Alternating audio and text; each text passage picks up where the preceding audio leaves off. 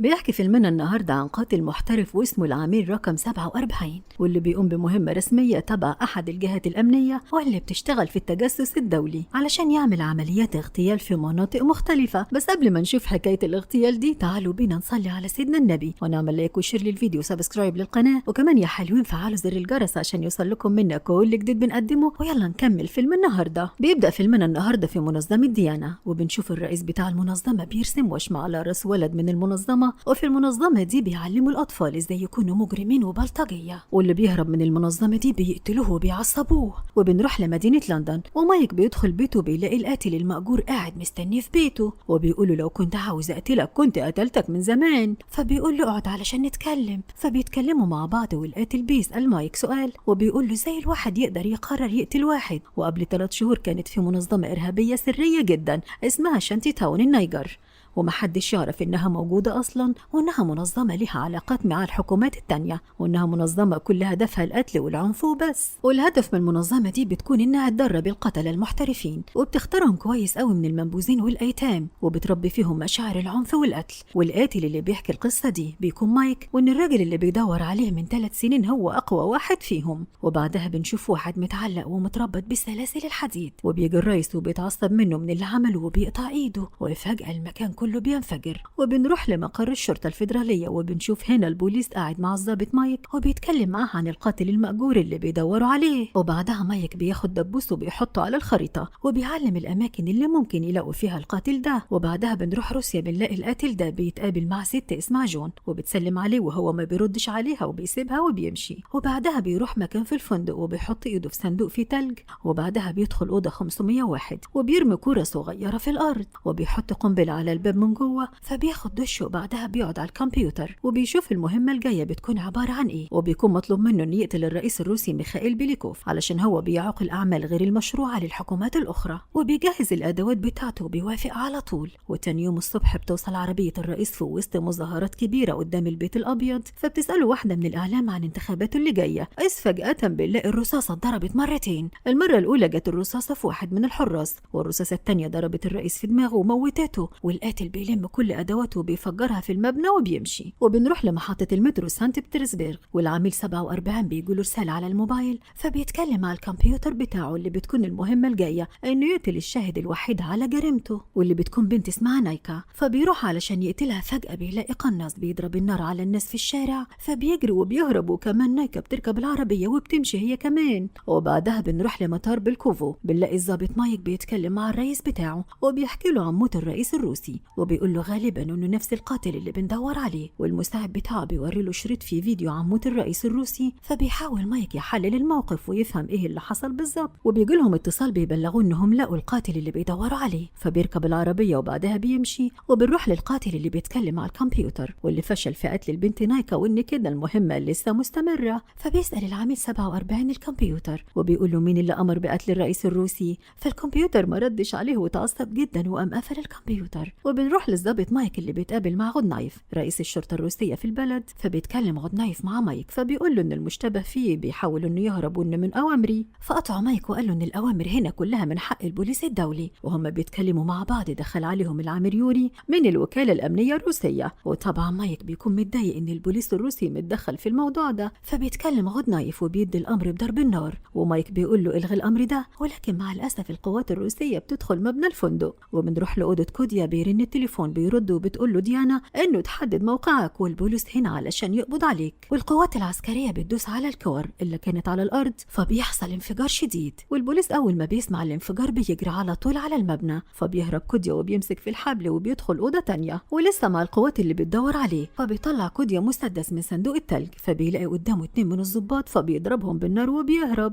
وبعدها بيروح الاسانسير وبيفتحه بالسكينه وبيكسر جهاز الانذار وبيمشي على حبال الاسانسير. فبيطلع مايك على السلم علشان يمسكه، وبيطلب من المساعد جنكيس اللي معاه انه يتابع الاسانسير ويبلغه باي حاجه ممكن تحصل. وبعد كده كوديا بينزل على الاسانسير وبيلاقي 5 من الضباط، فبيضربهم كلهم بالنار وبيدوس على الارض وبيخلي الاسانسير ينزل وينفتح قدام الضابط اللي تحت جنكيس. فبيتصل جنكيس على مايك وبيقول له انه كوديا بيفتح الاسانسير وبيهرب في الدور الثالث. وراح مايك طلع السلم ولقى كوديا في وشه، فقال له اقف مكانك. ولقى الباب بيفتح، فبتكون المضيفه واقفه مكانها لحد ما كوديا قدر يهرب وبيجري وراه مايك، فبيدخل كوديا أوضة وبينط في حمام السباحة وبيطلع منه وبيلبس بدلة جديدة وبيروح يدور على نايكا. وبعدها مايك وجنكيز دخلوا أوضة كوديا وفتشوا فيها ولقوا فيها شنطة مليانة أسلحة كتيرة وقنابل كمان. وبعدها بيقابل مايك مع يوري وبيتكلموا مع بعض عن اللي حصل في الفندق، ويوري بيتكلم مع مايك فبيقول له إن التحقيقات اللي حصلت دي المفروض تكون من أولويات الوكالة الأمنية الروسية، وإنه المفروض بينسحب منها وما يدخلش فيها تاني. وبعدها مايك بيوري يوري صورة وبيقول إنه في خطأ حصل في الجريمة دي. أولا إن في حد دخل المبنى علشان يغطي على الحادثة أصلا، وتاني حاجة إن القاتل ما بيغلطش. وبنروح لكوديا اللي بينزل من العربية ومعاه بوكيه ورد، وبيطلع أوضة نايكا وبيرن الجرس وبيقول لها إن الورد جاي تبع السيد بليكوف. فبتفتح الباب فبتلاقيه قدامها وبيمسك رقبتها وبيوجه المسدس ناحيتها وبيقول لها لو اتكلمتي حموتك.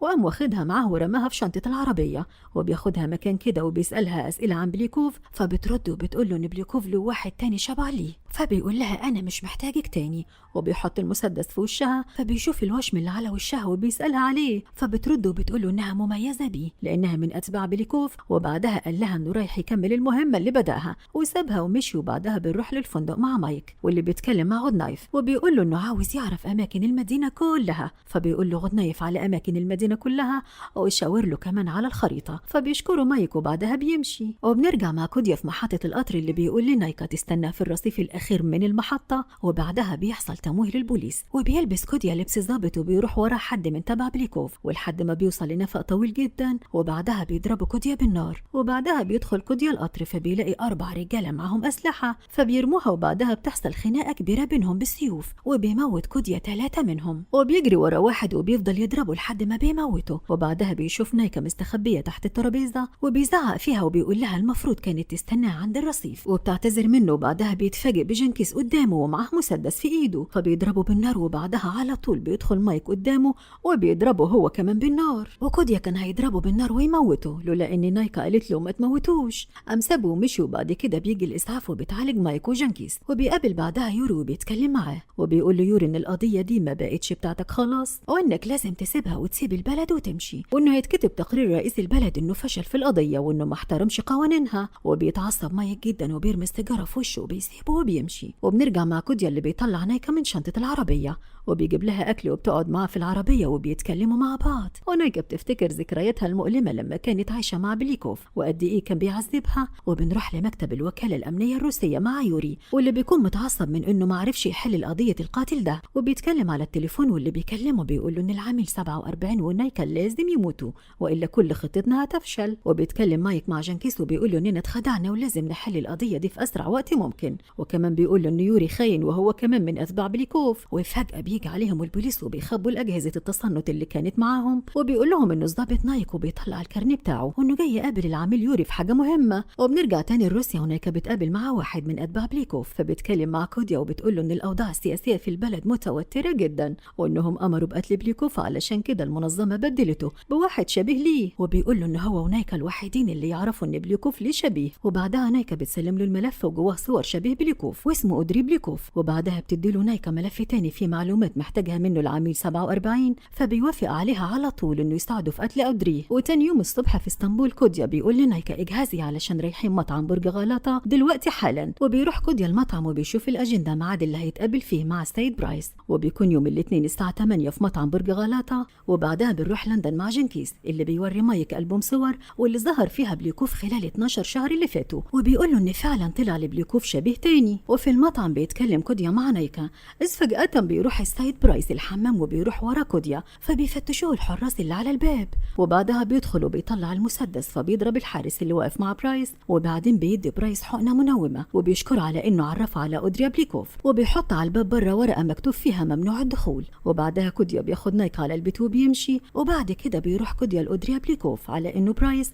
وبيقابله وبيدوله شنطة مليانة فلوس. واحد بيجي يكلم أودريا وبيقول له إنه مش برايس وبيقوم أودريا فبيستعرض الأسلحة اللي على الترابيزة وبيمسك واحدة بنته وبيحط المسدس على عينيها. وبيتكلم كوديا وبيقول له إن الأسلحة دي مش شغالة صح وإن فيها خطأ في التصنيع بتاعتها وإنك لو حاولت تموت البنت دي مش هتموت. وفجأة بيضرب أودريا بالمسدس فبيرمي كوديا شنطة فيها قنبلة وبيجيب مسدسين من اللي على الترابيزة وبيضرب النار عليهم كلهم فبيحدف عليهم كوديا قنبلة بتفجر المكان. وبعد كده بيروح يتكلم مع أودريا وبيطلب منه إنه يقول له على مكان ميخائيل فما بيردش عليه فبيضربه كوديا بالنار النار فبيقع في نافورة المية. وتاني يوم الصبح بياخد كوديا نايكا بالعربية وبيوديها محطة القطر، وهم في الطريق بيتكلموا مع بعض عن أحلام اللي نايكا اللي نفسها تحققها. وبعدها بنروح لمايك في المكتب وبيفحص الشنطة اللي كانت في أوضة كوديا، وبيدخل على جينكيز وبيوري له مايك مفتاح على شكل صليب وبيسأله لو كان يعرف أي معلومات تخص المفتاح ده. وبيرد جينكيز وبيقول له ده مفتاح خاص بباب في الكنيسة مكتوب عليه منقوش الترانيم. وبنروح لكوديا في القطر واللي بيقول لنايكا إنه هيمشي وهيروح يقتل بليكوف، وبعدها بيقول لها إنها لازم تمشي مع الناس دي وادها شنطة. وكمان بيقول لها إن المكان اللي عايش فيه ما كانش بيدهم أسماء بس أرقام، وكان رقمه 47. فبيسيبها وبيمشي. وبنروح يوري واللي بيروح المشرحة اللي بليكوف بيتكلم معاه وبيقول له إنه هيعمل عملية هتخلي منه واحد تاني شبيه ليه. فبيرد عليه يوري وبيقول له إنه انكشف خلاص وإن الموضوع ده مش هيعرف يتم علشان البوليس محاصر كل الأماكن بتاعة المنظمة. فبيتعصب بليكوف وبيقول له إنه فشل في المهمة المطلوبة منه. فبيرد عليه يوري وبيقول له إن المنظمة الأمنية بعتت أفضل الضباط عندها علشان المهمة دي. فبيرجع يتعصب بليكوف تاني وبيرميه بالإزازة اللي معه وبيسيبه وبيمشي. وبنروح لجنكيس اللي بيقول لمايك إنهم لقوا أخو بليكوف ميت في اسطنبول وهم مستنيين الجثة لما توصل. وبعدها بيقولوا مديره اللي بيسأله عن القضية عمل إيه فيها. فبيرد عليه مايك وبيقول له إن العامل 47 بيخطط لقتل بليكوف، والمدير بيقول له إن مايك فشل في حل القضية دي وإن الاتحاد الأوروبي بيمنعهم يكملوا القضية دي. وهم بيتكلموا ظهر خبر في التلفزيون إن ميخائيل بليكوف هيحضر مراسم الجنازة بتاعت أخوه بكرة. وبعدها بنروح ليوري في مكتبه اللي النور بيقطع فجأة وإنه شاف حد بيراقبه.